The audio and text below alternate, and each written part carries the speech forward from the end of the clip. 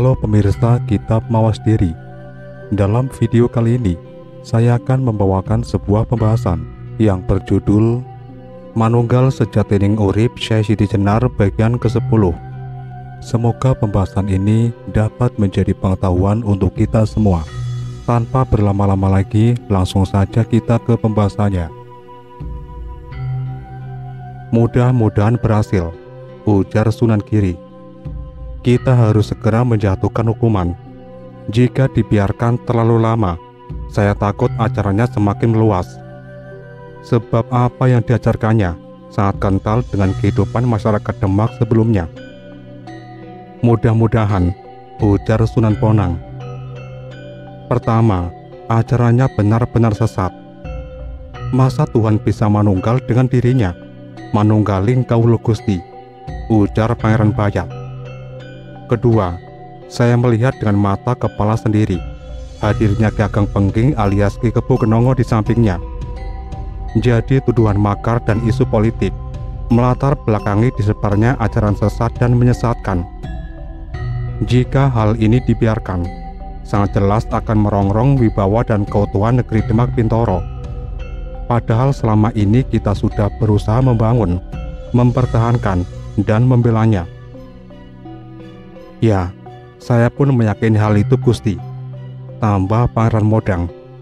Selain ingin menodai perjuangan para wali, padahal tujuan utamanya politik, ingin mendudukan Ki Ageng Pengging sebagai Raja Demak Bintoro. Ditebarnya isu penyebaran ajaran sesat semata untuk mengalihkan perhatian pemerintah. Di mana lengah, gerakan makar pun akan berjalan. Sejauh itukah pengamatan Pangeran? Tatap Sunan Keseng. Padahal saya lebih sependapat dengan Kanjeng Sunan Kalijogo. Hendaklah persoalan politik dipisahkan dulu dengan persoalan agama. Maaf Kanjeng, justru agama lebih mudah ditunggangi kepentingan politik. Mengingat masyarakat Demak Bintoro mayoritas Muslim, ujar Pangeran Modang. Saya berkesimpulan demikian berdasarkan hasil penyelidikan. Lihat pula latar belakang Ki Ageng Pengging. Masuk akal juga. Sunan Giri menyapu wajah Raden Patah dengan tatapan matanya. Jika itu terbukti, artinya Syekh Siti Jenar jelas memiliki dua kesalahan. Pertama, mengajarkan ajaran sesat. Kedua, mendukung Ki Ageng Pengging melakukan makar, ujar Raden Patah. Untuk membuktikan semuanya, biarlah hari ini juga saya akan menjemput Syekh Siti Jenar, tatap Sunan Kalijaga, hingga kita tidak larut dalam bayang-bayang dugaan. Langit mendung, awan hitam bergulung-gulung bergerak cepat kerumuni angkasa. Petir berkilatan, diikuti guntur menggelegar memekakan gendang telinga. Angin bertiup sangat kencang memisahkan daun dan ranting kering dari cabang pepohonan. Bergerak di atas langit desa Kerendasawah. Petir menyambar batang pohon, terbakar serta jadi arang dalam sekejap. Abunya berhamburan di halaman padepokan Syekh Siti Jenar. Para murid Syekh Siti Jenar tersentak, seraya bangkit dari duduknya. Puluhan pasang mata tertuju pada batang pohon yang berubah jadi abu dalam sekejap. Pertanda alam apalagi, gumam Ki Cantulo. Tatapannya menyapu wajah Syekh Siti Jenar yang tampak tenang. Kematian, maksud Syekh? Lihat saja nanti, melangkah pelan keluar dari ruang padepokan, seakan-akan menyambut tamu yang akan datang. Para murid yang berada di dalam ruangan belum juga keluar. Mereka hanya mengantar langkah gurunya dengan tatapan mata penuh pertanyaan. Matahari semakin ketakutan, menyelinap di antara gelapnya mega yang bergulung-gulung. Angin semakin kencang dibarengi petir dan kilat, seakan menjadi-jadi. Utusan negeri Demak Bintoro telah berada di gerbang desa Kerendasawah. Sunan Kalijaga berdampingan dengan Pangeran Bayat, duduk di atas pelana kuda hitam. Di belakangnya Pangeran Modang, Sunan Bonang, Sunan Kudus, Sunan Gunung Jati, dan Sunan Keseng. Lihatlah Kanjeng, Pangeran Modang menunjuk langit. Syekh Siti Jenar hebat sekali. Dia bisa menciptakan petir, angin kencang dan guntur. Padahal sebelum memasuki desa Kerendah Sawah tidak ada. Mungkinkah dia telah mengetahui kedatangan kita, Kanjeng? Lirik Pangeran Bayat.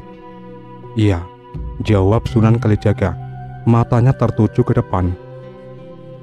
Apakah gejala alam ini sengaja dia ciptakan untuk menyambut kedatangan kita? Tidak, Pangeran. Tapi bukankah pertanda alam ini lahir dengan sendirinya? Sunan Kalijaga memperlambat langkah kudanya. Ingatkah Pangeran pada ilmu Hamamayu Hayuning Bawono yang dimilikinya? Iya, namun saya kurang paham. Inilah bukti kemanunggalan Syekh Siti Jenar dengan alam. Maksudnya? Pangeran Modang ikut bertanya. Keningnya berkerut-kerut. Jika kaki pangeran terantuk patu, yang berteriak mengadu kesakitan apakah kaki atau mulut? Tentu saja mulut, Kanjeng. Mana mungkin kaki bisa berteriak kesakitan? Pangeran Modang memijit-mijit kening. Apa hubungannya ilmu sihir yang ditebarkan oleh Syekh Siti Jenar dengan pertanyaan Kanjeng Sunan Kalijogo? Rai Modang itu ibaratnya, timpal Pangeran Bayat. Ah, bingung saya, Kakang. Pangeran Modang garuk-garuk kepala.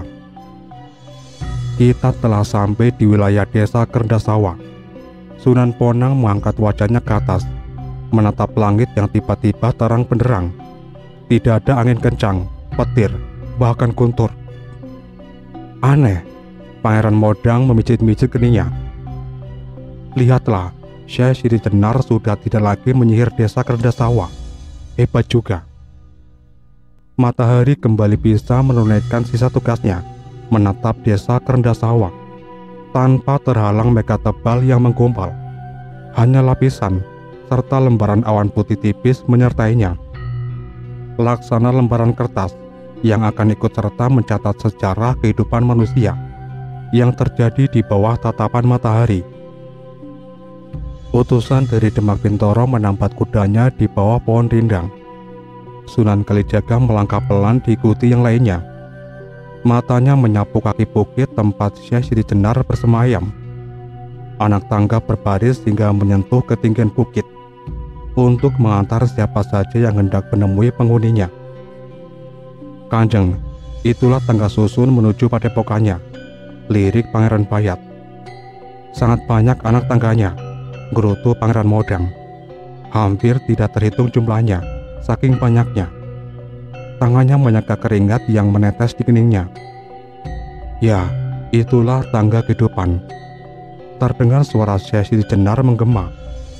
Lah, di mana orangnya? Pangeran Modang memutar tatapan matanya. Mulai lagi menggunakan ilmu sihir. Saya kira Syekh Siti Jenar sudah tahu kedatangan kita, Kanjeng, lirik Pangeran Bayat. Padahal keberadaan kita masih jauh dari padepokannya. Bukan Syekh Siti Jenar jika gelap mata hatinya, Pangeran. Sunan Kalijaga tersenyum. Kanjeng Sunan bisa saja, gema suara Syekh Siti Jenar. Selamat datang di padepokan saya, saudaraku, Kanjeng Sunan Kalijogo, Kanjeng Sunan Ponang dan lainnya. Terima kasih, Syekh. Sunan Ponang beradu tatap dengan Sunan Kalijaga. Orangnya di mana? Pangeran Modang berusaha mencari jejak Syekh Siti Jenar dengan tatapan matanya. Kanjeng, di manakah dia? Tatapnya pada Sunan Ponang. Tentu saja di padepokannya, Pangeran. Aneh, tangannya memijit-mijit kening. Padahal masih harus melewati beberapa tangga dan bentangan jalan. Mengapa suaranya sangat dekat, seakan-akan berada di hadapan kita? Tidakkah sedang menghilang menggunakan ilmu sihirnya? Tidak. Heran, tata Pangeran Modang pada Sunan Ponang. Sangat tinggi ilmu sihirnya. Setahap demi setahap Sunan Kalijaga dan rombongan menginjak tangga yang terbuat dari patahan batu padas. Berkali-kali Pangeran Modang menghela nafas, seraya menyeka keringat. Seperti yang lainnya, terkecuali Sunan Ponang dan Sunan Kalijaga, tidak tampak lelah apalagi menyeka keringat. Tubuhnya seakan-akan tidak memiliki bobot. Mengapa Kanjeng Sunan mesti menapaki tangga? Tidak sebaiknya langsung berdiri di hadapan saya. Gema suara Syekh Siti Jenar. Tidak semestinya saya meninggalkan rombongan. Sunan Kalijaga melirik ke arah Sunan Bonang yang tersenyum. Juga sangat tidak menghargai Syekh Siti Jenar yang telah susah payah menciptakan tangga jika kaki saya tidak menyentuhnya. Kanjeng, apa maksud ucapan Syekh Siti Jenar? Pangeran Modang melongo. Aneh, kenapa Kanjeng berdua tidak tampak lelah, apalagi berkeringat? Kelihatannya enteng. Apakah Kanjeng juga punya ilmu sihir? Mengapa Pangeran bertanya demikian? Tatap Sunan Kalijaga. Padahal kaki saya, seperti halnya Pangeran menyentuh tangga, saya tidak merasa berat dan mungkin sering latihan. Oh, pantas. Pangeran Modang geleng-gelengkan kepala. Memang saya malas berolahraga, apalagi memanjat gunung.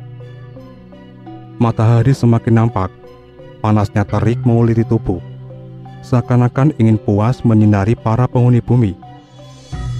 Itu semua tersekat dengan tiupan angin sepoi-sepoi, mengusir sengat dan keringat panas. Inilah padepokan saya, Kanjeng. Syekh Siti Jenar menyambut Sunan Kalijogo beserta rombongan dari negeri Demak Bintoro. Di belakangnya berdiri beberapa muridnya, dengan sorot mata tenang. Syekh, saya telah kembali. Pangeran Modang geram. Kali ini Andika tidak akan bisa lolos. Tenang Pangeran.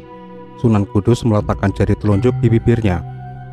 Saya akan berujar secara lahiriah. Tatap Sunan Kalijogo. Kali ini saya datang selaku utusan dari negeri Demak Bintoro. Tentu saja harus secara lahiriah, Kanjeng. Syekh Siti Jenar tersenyum. Tatapan matanya menyapu wajah para utusan dari negeri Demak Bintoro. Jika hal itu merupakan keharusan, apalagi sebagai utusan, hanya untuk menghindari fitnah bagi Andika, Kanjeng. Ya, saya kira demikian. Baiklah, saya kali ini ditunjuk sebagai pimpinan rombongan. Tentu saja, agar tidak gagal memboyong Syekh Siti Jenar ke negeri Demak Bintoro. Itu kepercayaan Raden Patah dan Kanjeng Sunan Giri selaku ketua Dewan Wali yang memutuskan. Sunan Kalijaga berhenti sejenak. Adapun alasannya saya menangkap Syekh, karena diduga telah menyebarluaskan ajaran sesat dan menyesatkan. Betulkah demikian? Mengapa tuduhan seperti itu selalu datang bertubi-tubi, memojokkan saya dan para pengikut? Padahal saya tidak merasa sedang berada dalam kesesatan. Tentu saja, sebab yang menilai orang lain sesat bukanlah diri si pelaku, namun dalam hal ini, orang kebanyakan dan umum. Artinya, Andika di hadapan umum sudah berbuat sesuatu yang tidak lazim, serta tidak semestinya. Sunan Kalijaga perlahan melangkah.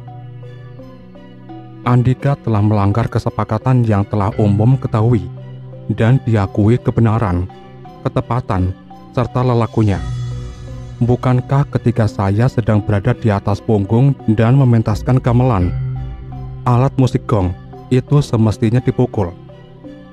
Jika saya memperlakukan gong seperti gendang, tentu saja akan ditertawakan orang yang sudah tahu. Namun sebaliknya, bagi yang awam, hal itu akan dianggap benar, sehingga lelaku itu benar menurut pengikut awam, padahal yang salah adalah yang mengajarkannya. Seperti itukah lelaku saya saat ini? Ya, dari sudut pandang umum. Tidakkah disadari, meski gendang pun bisa dipukul menggunakan batang kecil yang syukuran? Lihatlah beduk. Bukankah itu pun gendang besar yang menggunakan alat pukul seperti halnya gong? Benar. Seandainya benar, mengapa saya dianggap bersalah dan sesat? Karena saya memandang dari sudut pandang umum dan kepentingan negara. Jika demikian, Kanjeng telah terikat dengan kekuasaan dan melupakan esensi kebenaran yang bersifat mutlak. Mungkin menurut pandangan khusus demikian, Syekh. Sunan Kalijaga berhenti sejenak. Pada intinya, hendaklah saya menahan diri untuk menyebarkan ajaran yang dianggap sesat secara umum, lalu mata batinnya menembus jiwa Syekh Siti Jenar. Mengapa mereka saling adu tatap? Tidak terdengar lagi bicara, gumam Pangeran Modang. Saya sangat memahami tugas Kanjeng secara lahiriah dan kenegaraan. Bukankah esensi ajaran Islam yang sesungguhnya berada dalam jiwa? Ketika kita telah berada dalam tahapan marifat, akrab, serta manunggaling kaula Gusti, hanya sayang kesalahan saya menganggap sama setiap orang. Padahal tidak seharusnya mengajarkan ilmu yang saya pahami pada orang yang bukan padanannya, hingga menyeret orang untuk melukar syariat. Kanjeng Sunan Bonang, mengapa mereka saling tatap? Pangeran Modang mendekat, lalu berdiri di samping Sunan Bonang. Mereka berbicara melalui mata hati. Orang kebanyakan menyebutnya batin atau kebatinan. Apa yang dibicarakannya Kanjeng? Tata Pangeran Bayat. Ya, tidak jauh dari persoalan yang kita bawa Pangeran. Lalu tatapan mata Sunan Bonang menyambangi batin Sunan Kalijaga dan Syekh Siti Jenar. Benar Syekh, hingga dengan ajaran tadi, orang yang baru mengenal dan belajar Islam menganggap syariat itu tidak penting. Mestinya manusia itu berjalan melewati tangga tahap pertama, tidak semestinya loncat pada tangga yang lebih atas. Lah, sekarang ketiga-tiganya jadi saling tatap.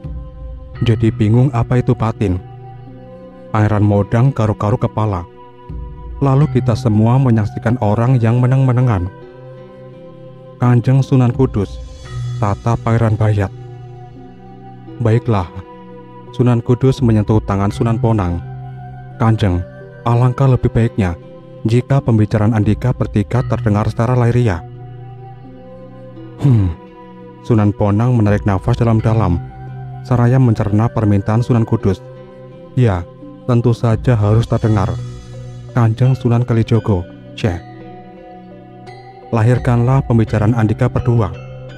Keduanya masih belum melahirkan setiap ucapannya, seakan-akan sedang berdebat dengan tatapan matanya masing-masing, tanpa ada garuk, bahkan komat kamit mulut yang meluncurkan setiap kalimat, senggahan, dan pertanyaan. Yang terdengar hanyalah suara jubah mereka masing-masing yang berkelepatan tertiup angin pegunungan. Kanjeng Sunan, ujar Pangeran Bayat. Tatapan matanya tertuju pada Sunan Kalijaga. Saya paham Pangeran. Sunan Kalijaga tersenyum, kembali beradu tatap dengan Syekh Siti Jenar. Syekh, tidak setiap ajaran Islam yang Andika tafsirkan dan pahami bisa disebarkan secara merata.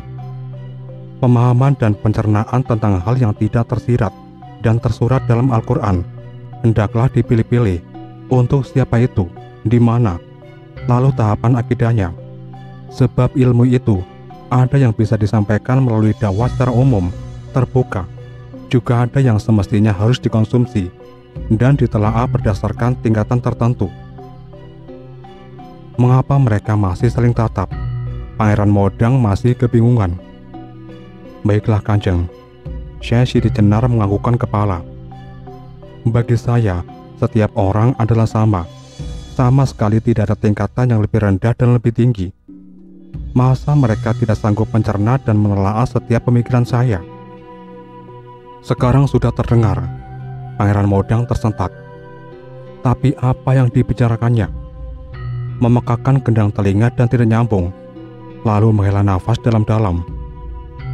Andika berkata demikian Syekh, karena pembicaraan ini terdengar oleh umum. Tidak semestinya mengharuskan orang lain berada dalam tahapan yang sama dengan Andika. Bukan salah saya, merekalah yang tidak mau mengerti dan memahami, sehingga muncul kalimat bodoh yang menduga-duga, serta-merta memojokkan dan menyudutkan semisal saya dan para murid. Apa yang Andika bicarakan Syekh? Tanya Pangeran Modang. Dari tadi saya perhatikan terus ngelantur. Tidakkah sadar jika Andika ini telah menyebarluaskan ajaran sesat dan menyesatkan? Perlukah saya bicara panjang lebar dengan Andika Pangeran? Tidak perlu, tatap Pangeran Modang. Apalagi yang mesti kita bicarakan, kecuali menangkap dan membicarakannya. Kalau perlu dihukum sekalian. Mesti berdebat pun, tentu saja pembicaraan Andika akan lebih melantur kemana-mana. memutarbalikkan fakta, serta membolak-balikan kalimat. Mana mungkin orang yang sudah dituduh bersalah mengakui kesalahannya, selain mengelak dan berusaha mencari alasan agar terlepas dari hal yang dituduhkan. Baiklah, saya terima tantangan itu, Syekh Siti Jenar tersenyum. Meski saya 1000 kali membuat penjelasan dan pembelaan, rasanya bukan itu yang Andika Sema tuju. Karena tujuan para utusan agama dari negeri Demak Bintoro ingin menangkap saya dan menjatuhkan hukuman. Untuk itu tangkaplah saya. Tentu, Pangeran Modang maju, lantas mengikat lengan dan sekujur tubuh Syekh Siti Jenar, lalu diseret. Selesai Kanjeng. Kakang Bayat, betapa mudahnya menangkap orang ini, tidak seperti hari sebelumnya menghilang segala. Mari kita kembali ke negeri Demak Bintoro. Tangannya menggenggam pesakitan, seraya memaksanya untuk turun dari padepokan. Lah, kenapa amat mudah? Gumam Sunan Keseng, lalu membalikkan tubuhnya, mengikuti langkah Pangeran Modang, Sunan Kudus, Sunan Gunung Jati, dan Pangeran Bayat. Awan berlayar rendah di atas bahu puncak Gunung Lawu. Matahari berbinar kemerah-merahan, mungkin marah atau terusik dengan suara bising di tepi hutan. Teriak lantang, dentingnya senjata begitu nyaring, nun jauh dari keramaian rakyat negeri Demak Bintoro. Berdiri pendopo megah terbuat dari kayu jati yang tidak berukir. Halamannya yang luas dipagari pepohonan sebesar tubuh kerbau.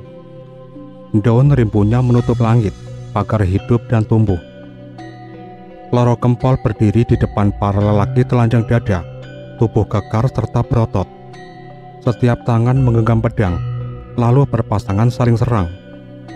Di sudut lain, Kebo Benowo berdampingan dengan Joyodanto. Di hadapannya berdiri pasukan berbaju serba hitam. Tangannya menghunus keris, menggenggam tombak pasukan sebelahnya. Paling samping dengan busur di tangan dan anak panah. Inilah pasukan Gelap Sewu, gumam Kebo Benowo. Hanya saja kita kekurangan satu pasukan lagi. Dahi Joyodanto mengkerut. Maksud Andika, kita perlu pasukan berkuda. Kenapa tidak? Persoalannya, kita harus mengeluarkan modal yang lebih besar. Selain membeli kuda, juga merekrut laki warga Demak yang siap berjuang bersama kita. Bukankah itu soal mudah, Danto? Maksud Aki, taklukkan lagi para perampok dan paksa orang-orang kampung, terutama para pemudanya, agar mengikuti kita. Perlu kuda, kita melakukan perampasan. Saya kurang setuju dengan cara demikian, Ki. Joyodanto meninggikan alisnya. Meski dulu pernah melakukan cara itu, namun itu hanya berlaku bagi para perampok. Bagi penduduk kampung, tidak lagi dengan cara kasar. Takutkah Andika Danto? Sama sekali tidak, Ki. Lantas, tidakkah Aki pikirkan, seandainya kita menempuh cara lama dalam mengumpulkan orang, tidak akan pernah menumbuhkan rasa simpati, apalagi mendukung langkah kita? Haruskah membeli? Tatap Kebo Benowo. Bukankah kita tidak cukup modal untuk biaya makan mereka saja, mengandalkan uang dan emas ciptaan? Tidak. Sampai di sini dulu pembahasan kita kali ini, dan nantikan kelanjutan pembahasan ini di video berikutnya. Tetap di channel Kitab Mawas Diri.